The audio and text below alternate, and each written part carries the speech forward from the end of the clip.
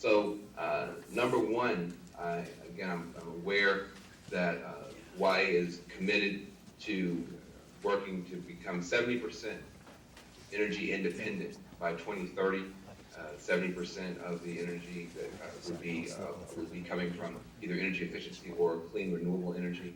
That is a bold goal. I want to talk about the energy efficiency part of it. One of the things that I'm most proud of is that our administration has already put on the table $5 billion for weatherization and energy efficiency in buildings.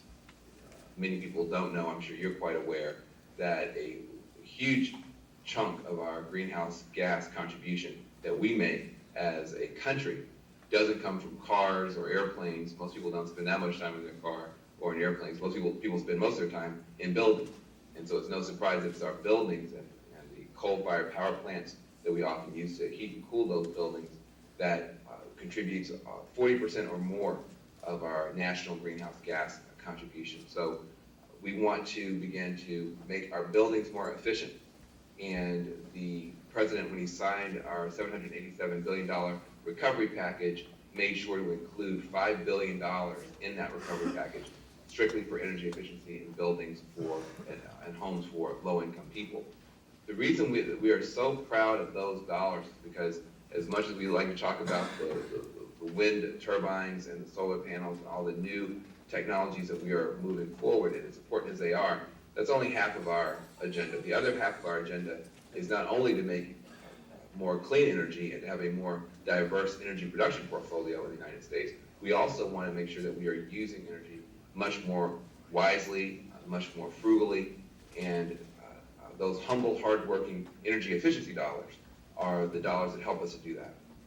And we know that we call them humble and hardworking energy efficiency dollars merely because those dollars work overtime. They work double time. They work triple time. Our view is if you take a worker, someone who wants to work, perhaps they were working before, maybe they weren't working before, but they want to become a worker, they aren't able to work right now. You give that person $1 and tell them that they can now join this energy efficiency revolution. The minute that person stands up and becomes a worker, you just cut unemployment with that dollar.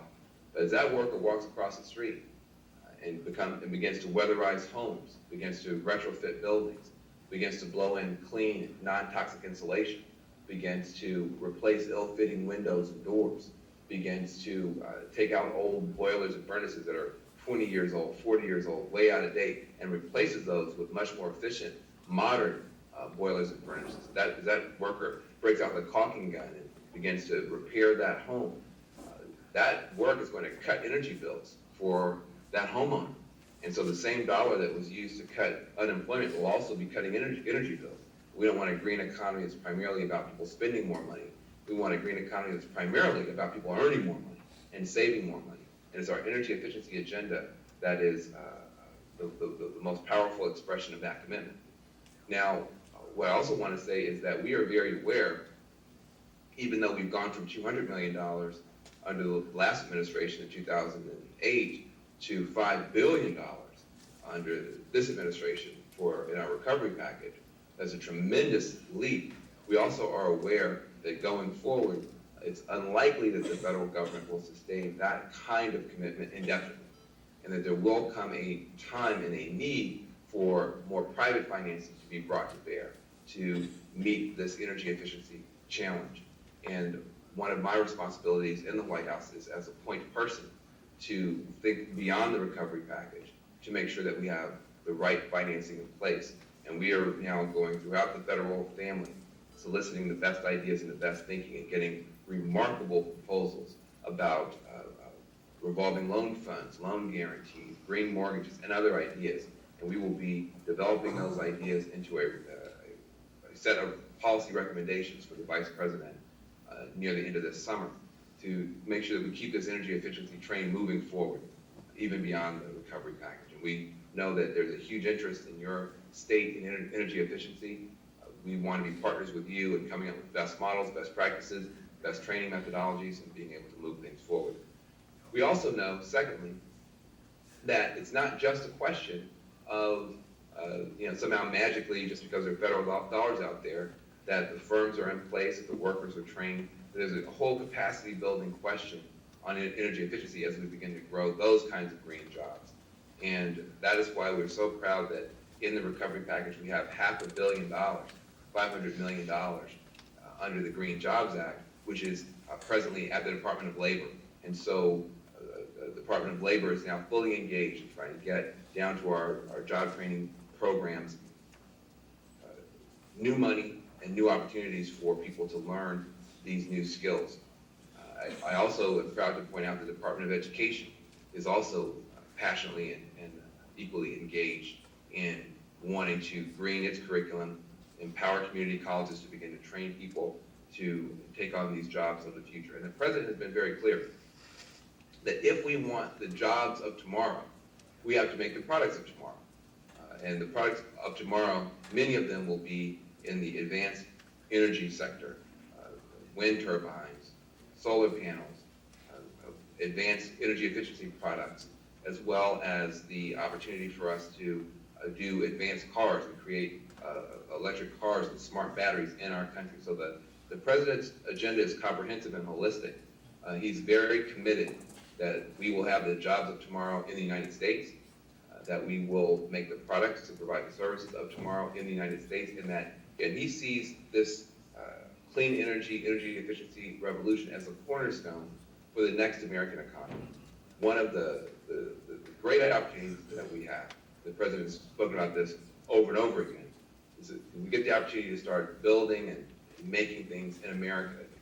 There's a real opportunity in our country for us to build those products in America, deploy them in America, and actually ship them overseas, sell them overseas, and become, rather than a net importer of the last century's energy technologies, to become a net exporter of the new century's energy technology.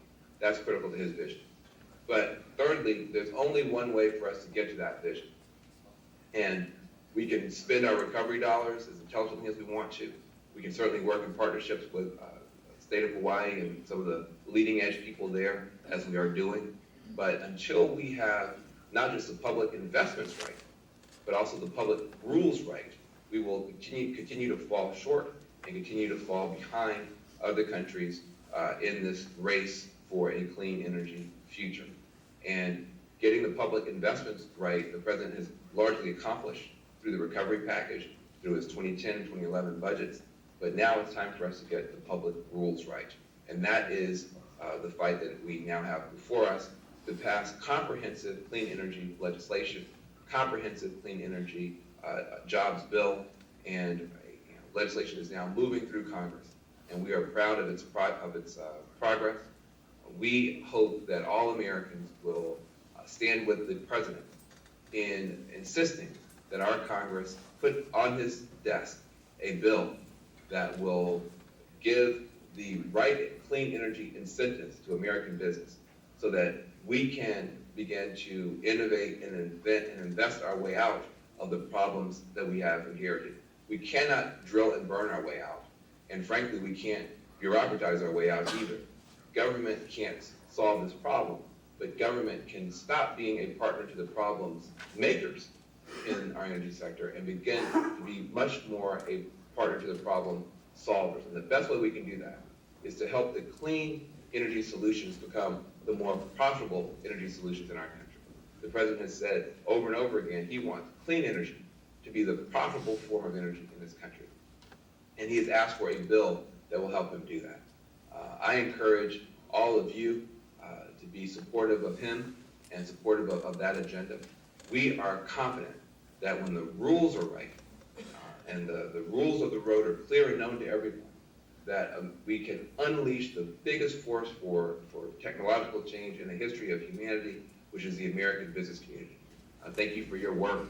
Our hope is that as you make progress, as you have breakthroughs in Hawaii, we can lift those up and share them with the rest of the country. And I thank you for your time and for your work today.